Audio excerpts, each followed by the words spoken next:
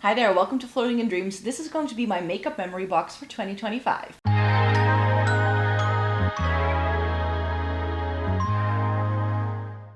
Welcome to everyone watching today. Thank you so very much for joining me. Today we're going to be having a look at my makeup memory box. If you watched any of my decluttering videos that went up in March, you will have seen me mentioning the makeup memory box that I have. So today I thought I could show you what's in there. There weren't a whole lot of things I wanted to put in the makeup memory box this time around, but I have a box in my wardrobe just sitting there that I consider to be my makeup memory box, and it includes a lot of older products, things I can no longer use because they've either been expired or just because they're incredibly nostalgic to me. And I just thought I could talk you through what's in that box today. Additionally, I will be showing you sort of like my backup and things I keep around for review box. And I will be showing you like a look at my Urban Decay collection, because that's essentially part of the makeup memory box, but I kind of keep those in a separate place. So let's go to the makeup memory box galore. So this is the actual memory box. I'm going to save this for last because this is the interesting bit, of course. But this is just a giant box that I keep a lot of makeup in that I would like to keep.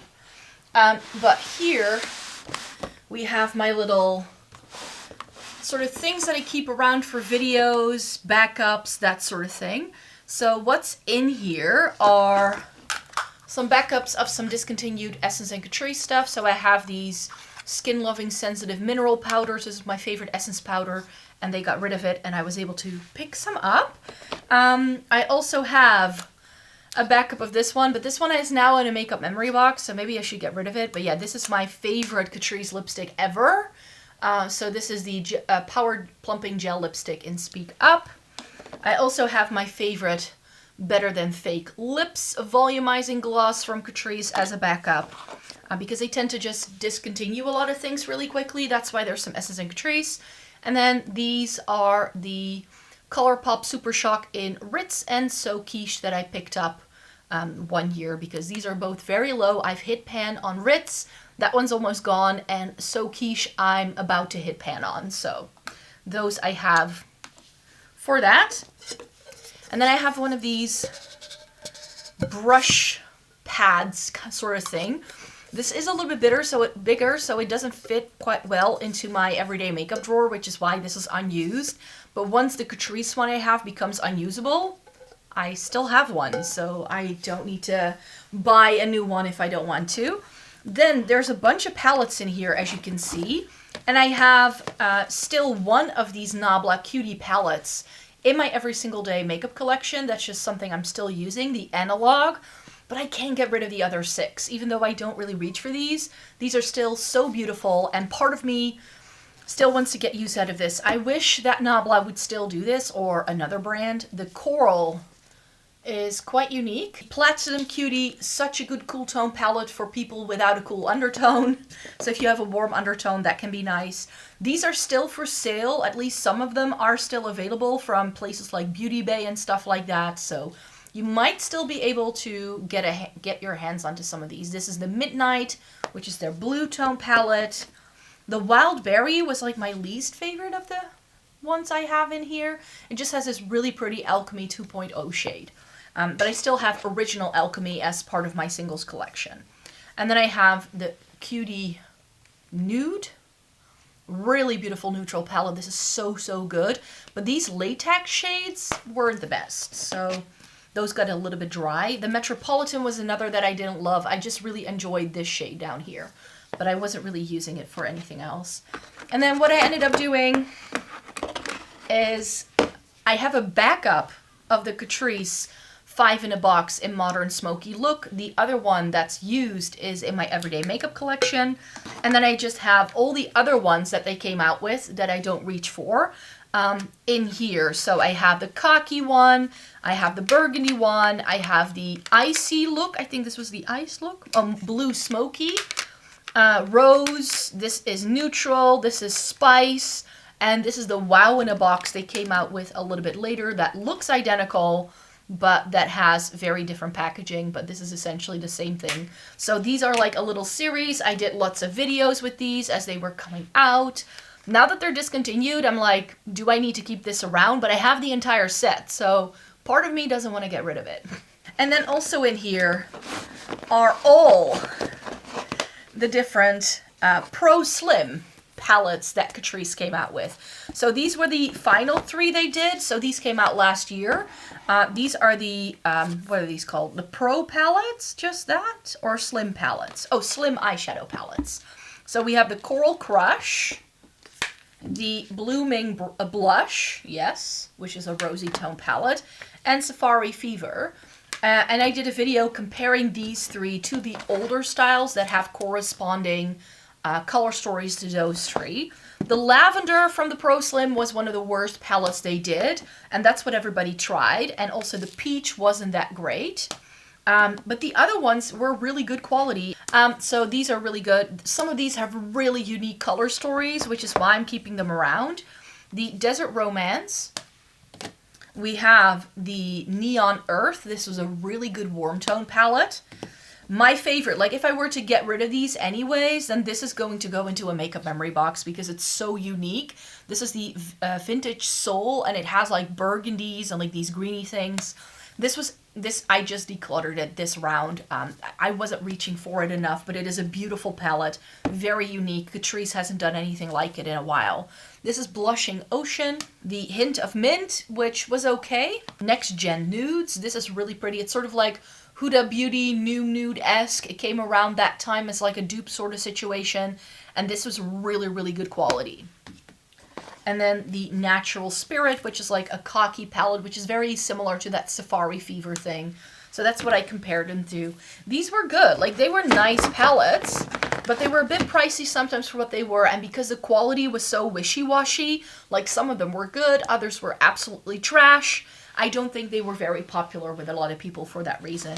And then also in here, my 2 backups of Urban Decay's Naked 2 and Naked 3. These are unopened, still in the box, haven't used them ever. But I still have the original color stories. This even still has the brush in. Got this off of Amazon, off a reseller at the time.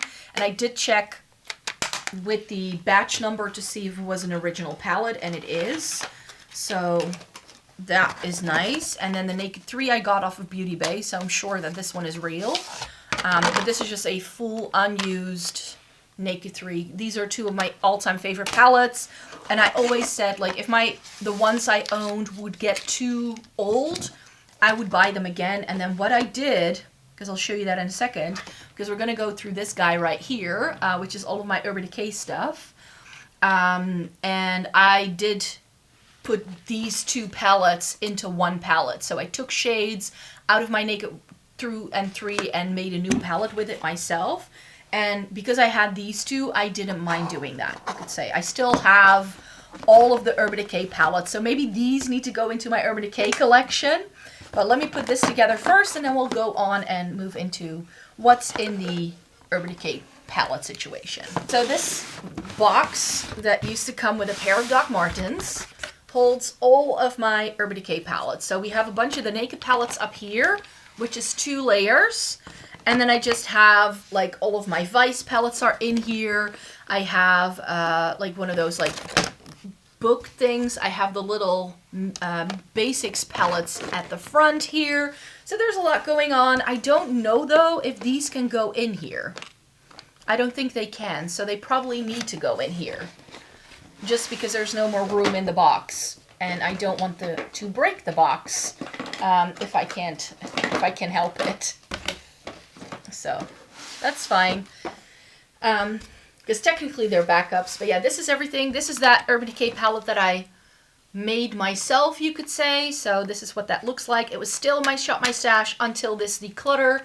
This is my perfect cool tone palette. So I don't want to get rid of this like DIY version of it because I still love these shades. Part of me wants to keep it.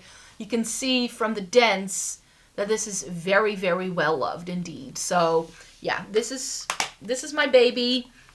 I don't ever want to get rid of that palette, but yeah, Urban Decay is the only brand I ever collected palettes from.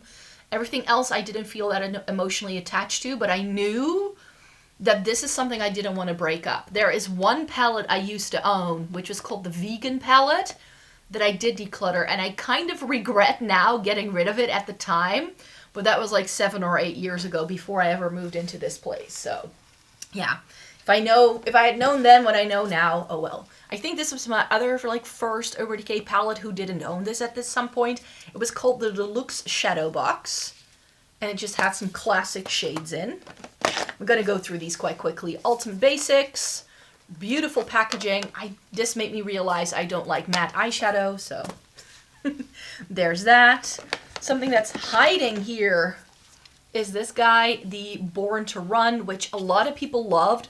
This really put Urban Decay on the map again for a hot minute, but it wasn't my favorite.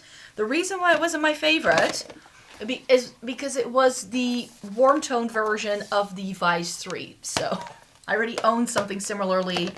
And then I have the Vice 4 in here. And the Vice 2. And the Vice 1, which is very sticky, as you can see, which I hate, so I don't love touching this. And then I have the After Dark palette. This was like this accompanied the Electric palette, which I never owned. And then I have this Deluxe Shadow Box, I think it was called. I don't remember what this is the 15th anniversary. That's what this was. Used it quite a bit at the time, but at the time I was afraid of wearing color, so that was a bit of a shame. Then we have the Heavy Metals, which has the mirror in the middle, so I hope I'm not blinding you. The first ever rainbow palette, the Full Spectrum, which in hindsight, it just wasn't a really good rainbow palette, but at the time I didn't own anything this colorful, so I really loved it at the time. And then we have this Alice in Wonderland, has this like pop-up thing. And then it has the tray with the actual shadows. It's like a Book of Shadows kind of thing. And then we have the original Naked Basics, which is also very sticky and gross. The Naked Basics 2, which also has the rubberized packaging, so it's sticky and gross. That's why they're in this box, so they stay dust-free. And then this Naked Mini 3 has been so close to these sticky things that it's now also gone sticky. But this I bought when it came out. It's beautiful, but I have too many things that are similar. So I didn't need it, actually, but I just kind of got it to round out the collection, you know what I mean? Then we have the Naked Honey. Oh, yeah, this is here as well. The Back to Basics, the Back Talk palette, I forgot what this was called, with the face products and the eyeshadows right there. The Naked Smoky, I really love this one. The Naked Heat. The Wild West. This is when they all started to look the same. The Naked Reloaded. The Original Naked. The Naked Cherry. You can tell these later ones I've barely used. The Naked Ultraviolet. And the Cyber.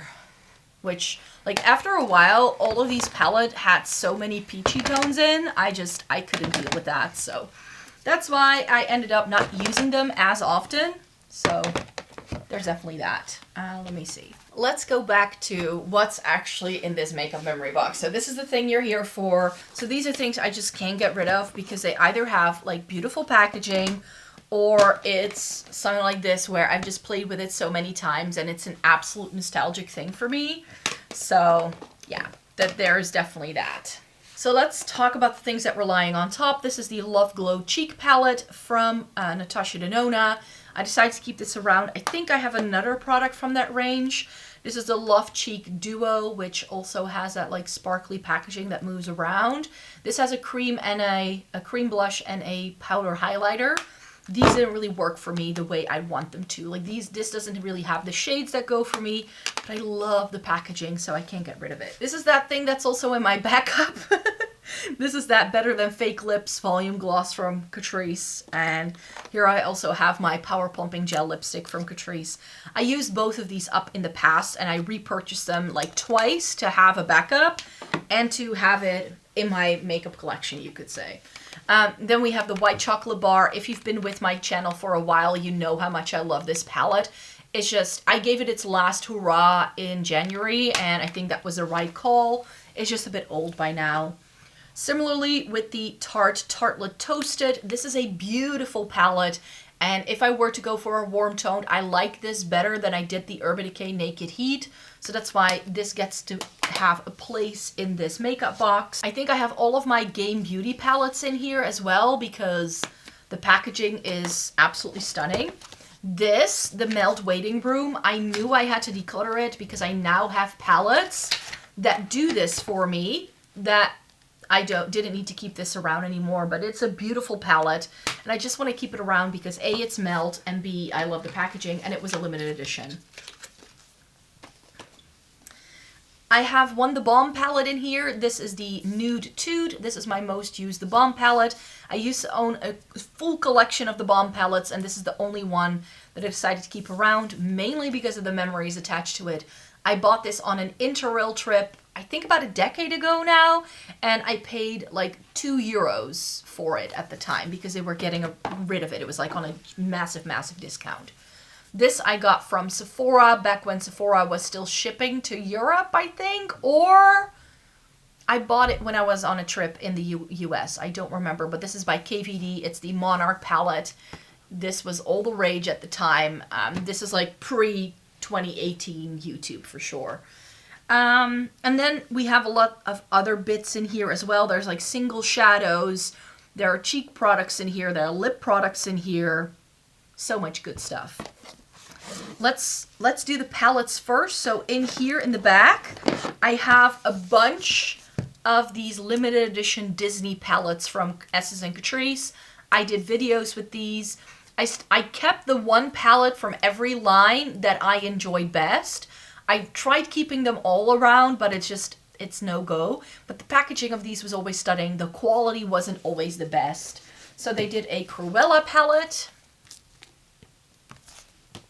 They did an Ursula palette. A Jasmine palette. This was actually really nice. This Ariel palette was one of the first things I tried. This is the most Little Mermaid-y sort of palette because every character has a shade. We have an Ursula shade, we have a Flounder shade, we have some Sebastian the Crab in here. Like, all of the colors are represented. This Lady palette was really, really beautiful, a bit warm toned for my liking, but it had some stunning shades in. That was actually pretty good quality. Another Ursula palette. This Dumbo palette was super unique from Essence. This color story is everything. And then finally, the Belle palette was also really pretty when it comes to the color story, I find. A colorful palette that I just can't get rid of because of the cute little cat. This is by Sugar Pill, and this is the Fun Size palette. Again, really beautiful packaging here from Tarte. This is the High Tides and Good Vibes palette. A palette I loved, but again, this was the first ever neutral tone palette that made me realize what was right for me in terms of a neutral eyeshadow. I had tried all the viral stuff, the Too Faced, the Anastasia, the Urban Decay, until I tried the Lorac Pro 3. That's when I knew, okay, this is what a perfect neutral palette looks like on me. But this is old. I have other palettes in my makeup collection that can do this by now, that have better shimmers, because Lorac shimmers are quite satin heavy. Beautiful, yes. But I wasn't reaching for it anymore. This is one of the best packaging I've ever found in a palette. This is the Classic Horror from LA Splash. I've kept the sleeve because this is just too beautiful. We get all of these like scary zombie vampire looking ladies. And then inside it we get holographic sort of inlay with a really beautiful grungy colorful rainbow color story with one of the best periwinkles on the planet. And then here we have such a nostalgic thing for me, the first ever sleek palette I got a lot of use out of. This is the Au Naturel. This was my Urban Decay Naked 2 before I ever owned an Urban Decay Naked 2. I used to have a whole selection of sleek palettes. Got rid of all of them, save for this one. This still has the waffle cones texture, people. That's how old this is. This goes back to like 2009, 2010, when I first started wearing makeup. And then these are the other two Game Beauty palettes that I have. This is the Fantasy palette and the Adventure palette. Like, this packaging is just so beautiful. Speaking of beautiful packaging, ooh, I was sent some PR by Zishi, and they sent me one of their palettes, and this, like, even like the box is just too stunning, and this is what the packaging looks like. It has these like sort of dragon, lion, dragon sort of things on top. It's a face palette. It's absolutely gorgeous, but not my shades. So that's why I didn't use it a whole lot. Another eyeshadow palette here is this glitter, silver glitter show from Essence. I keep this palette around to show me how good Essence makeup can be. This is absolutely beautiful. It's styled after some of those Stila palettes that were around at the time. This is absolutely gorgeous packaging, really beautiful formula. Essence can do good eyeshadow if they put their minds to it. This little box is one of the lipsticks from Zishi that they send me in PR. Again, very over-the-top packaging, which is why I keep it in the box. This is what it looks like. None of the shades that I got from them were really, really good. So I just kept one. I wore it like once. Not sure if you can see what the embossing on this is like. It's absolutely gorgeous. Really beautiful packaging. But I have too many shades that are just similar to it in my makeup collection that I like better. So that's why this didn't get a whole lot of use, but it is beautiful packaging.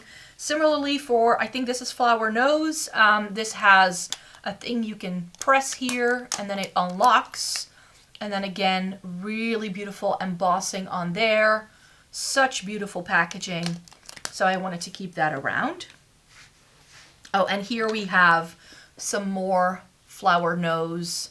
No, not Flower Nose. Florasis. That's the brand. I keep forgetting. Oh, I'm terribly sorry. But this is really beautiful. This little cubby has some of my oldest makeup and stuff in here. This goes back to when I was a teenager, to like these fragrances were gifted to me when I was a kid by my aunt. So this is just stuff I wore, like especially this green eyeshadow. I remember wearing this clubbing when I was 16. So that's like almost 20 years old. So that's why it's in a separate box, you could say. This fragrance is a travel size of a Mugler fragrance that was limited edition, and it's really, really, like, it smells really good. I would travel with this all the time, so whenever I smell this, I'm instantly taken back to like so many trips that I did in like the early 2010s, but it's like practically empty, so I don't use it. It still has a bit of it, so that I can still smell this, but it lives in the box for that reason. Let me see, what else is in here? We have this really beautiful Burberry eyeshadow in here. This I decluttered the other day. It's only been in this makeup box for a couple of weeks now. This is beautiful, but Burberry as a brand is no longer a thing, so that had to go a long time, but I kept it around. One of my oldest makeup products, this Benefit Georgia blush, powder, whatever. Then also in here is a ColourPop highlighter in Hades. This is from a Disney collection. This is beautiful, but their Super Shock highlighters aren't my vibe, but I love the packaging of this, so that's why it got to stay. Similarly for this Too Faced thing, this is Berries and Bubbly. This is one of their duo blushes. Too sparkly for my liking, too sparkly. More Too Faced, this is Peach Beach. I used to love this thing, but I have other renditions of a shade like this in my collection at all times. Really pretty peachy shade, it's a baked formula. I kept it because of the heart-shaped packaging. Similarly, for this Catrice highlighter, this is from the Heart Affair limited edition collection they did in 2024. Really beautiful packaging. An Essence blush, because this is the best blush Essence ever made. Mine broke, and they no longer do this exact shade. So I kind of have it in here because it's just that good. This is the Matte Touch Blush in Blossom Me Up. Dior, this is the Dior Nude Skin Glowing Gardens. Really pretty, such a beautiful highlighter. I hope you can see the pattern on there. It has such a beautiful pattern, I was afraid to use it. I also still have my Nude Tan Transat edition. This was in another limited edition from Dior. That was really beautiful. Another heart-shaped thing from Too Faced. This is a highlighter in Ray of Light. So beautiful. Love this to pieces. As you can tell, I've used it a lot. It just got old. I got other peachy toned highlighters I liked better, so that's what I was reaching for. I also put my Ciate blush in here. This is in Matchmaker. Again, really beautiful, but I had other things that I liked better, but I liked the packaging, and again, something I used a lot, so I know I love it. Oh yeah, some more eyeshadow from Essence this time. The Dancing Green and the I Like to Mauve It, Mauve It. Again, some really good 6 pans from Essence that I absolutely adored. And I put my little Visi Art country, like city thing. So this is the London Étoile and the San Francisco Étoile, because I really love the packaging. And I didn't want to break these up, but I just want to keep them around because this is just too cute with the little skyline on the back. This is a beautiful Dior eyeshadow palette. This is magnetic, and then it slides open, and then the mirror pops up. The khaki shades in there were beautiful as well. I got that with a gift voucher from work one year, like as a Christmas present. And this is the Graphic Lights. Yeah, this is one of the old style eyeshadow palettes I had from Dior. This was also limited edition at the time. And then in here, I also have my massive airbrush bronzer from Charlotte Tilbury, because I just love the packaging so much. And the same thing I did with the Hollywood Superstar Glow Highlighter. I have just found that Charlotte Tilbury products are far too warm toned for my liking, but the packaging is sometimes beautiful. I think, yeah, this is New Moon. New Moon from Chanel. So beautiful, but it's dried up. It's dried up, but it's a single from Chanel that I loved. Loved, loved, loved. In here, also super old. One of the first things, I remember buying this on my first ever trip to London back in 2009. So this is very, very early makeup wearing days for me. It's from Benefit. It's the Smoke and Eyes. Hold your, yeah, this is gross looking. It's so well used. So I didn't use the brow products all that much, but these eyeshadows, man, I wore them all the time at the time. A Melt blush in here. This is Raw Honey. I put Buzzkill back into my makeup collection this time around because I was just crazy. And then I have all of my Kaleidos blushes that aren't, like, that are in the lacy packaging. I didn't buy the full collection of the next sets because I knew I wasn't going to be using them. But again, these are stunning. I don't remember the names because these don't have stickers. So I don't know what these are called. But I have the red, and then the bright peach, and I have the bright orange, and then this really nice brown shade, and I have the bright pink in here. So these, are these all 5? I think these are all of them. But I still have one of the Kaleidos blushes in my makeup collection because I love it so much. And then in here, we have all of the Balm products that I ever had for the cheeks. So the cheek products from the Balm I liked a lot better than their eyeshadows. This I decluttered this time round. This is the Take Home the Bronze bronzer in Oliver. Very well loved, very well used. Totally adore it. These are all from the same thing. Then we have the Hot Mama blush. Who didn't own this at some point? It was a dupe for NARS Orgasm. And then I have these guys. I think they still do these. Like, this is Balm Beach, which is a really pretty peachy tone blush. And Balm Desert, which is like a bronzer blush hybrid. You can use it both ways depending on your complexion. And then we have Balm Springs, which is like a corally pinky blush. But of course, this is the main star of the show. These are all of my Instain blushes. They look like vintage magazine covers. It's adorable, I have to say. My first one was Lace, which is this bright pink. Really, really beautiful. And these last. Like, you only need a little bit with these, and they last so well on the cheeks. This was Pinstripe. Really nice, but this was a bit dark for me. I remember that. This I loved as well. This is Houndstooth. This was the mauve. It was a bit dark and a bit brown toned for my liking. And I have so many mauve tones already. This is Argyle. This is the one I really tried to hunt down. This peachy tone. I found these very randomly when they were already discontinued at a Dutch website. This is Twirl, which is the red. And then we have the peachy tone, which is Swiss Dot. And then I have some of the things that they did a little bit later. So this is when they switched to more sustainable packaging. So this doesn't have a magnet, but it just has this pulley thing in, which is very fragile, I find. Like if you use this every single day, no. So that's why I ended up not using it as often. So that was Third Date. And I believe you could actually recycle the packaging because there's a hole in the back, so you can push the pan out and just recycle the cardboard. This was interesting. This is the Balm Fire. And this has a blush and like a highlighter sort of toppery thing in the bottom. But again, things just ended up being too similar. And then I have, the gaps are filled in with like some random like blushes and lipsticks. This is a blush from M Cosmetics. This is in the shade Cherry or Cherry Splash. With the mechanism here. I wanted to keep one of them around. One of them is still in my makeup collection though. And these are all like higher end lipsticks or just pretty packaged lipsticks that I don't want to get rid of. I have the 2 lipsticks I made myself at the Bite Beauty Lip Lab in New York. So I made this really nice dark red and I made my perfect nude. And then I bought these, got them in, and when and around this time I actually started buying Lisa Eldridge lipsticks.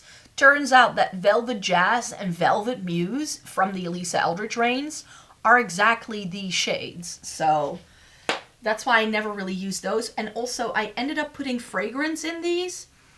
Yeah, they still smell really strong. And that's the thing that sort of put me off with these. The fragrance in them was too strong and I didn't like it at all. And then I have some Dior things in here. I have one of the Dior Addict lipsticks. This was pretty, but I wasn't using this enough. It's like a pinky red. It's quite sheer, but I mainly love this holographic sort of packaging. It's beautiful.